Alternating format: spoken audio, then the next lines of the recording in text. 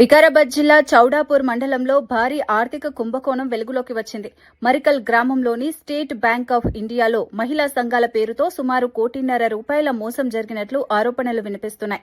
మహిళా సంఘాల అభివృద్ది కోసం ప్రభుత్వం అందించే సీసీ లోన్లను ఆసరాగా చేసుకుని విలేజ్ ఆర్గనైజర్ శ్రీనివాస్ ఈ అక్రమాలకు పాల్పడ్డారని బాధితులు చెబుతున్నారు.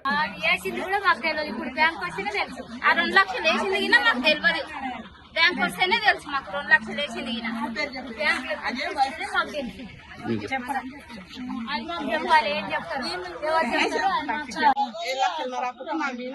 మేము 7 లక్షల కట్టినాము. నా మీద 2 లక్షలు రాసింది తీసుకున్నాను. అమ్ముతాను అందరి మీద 2 లక్షల అప్పు నాకు పసుపు మాత్రం కంటికి చూపిస్తాడు. నువ్వు తీసుకోలేదు 2 లక్షలు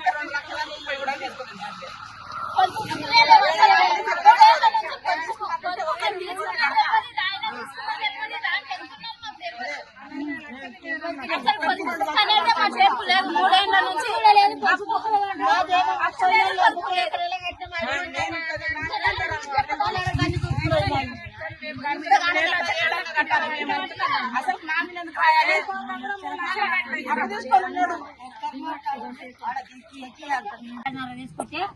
6 లక్షలన్నర 5 లక్షలన్నర ఇచ్చింది. ఇంకో 4 లక్షలు దాకా పెట్టుకున్నాం. వడ్డీ లేదు, వడ్డీ లేదు, అప్పులు లేవు, పొదుపులు లేవు. అవి పైసలు మనం ఏం కట్టాలి?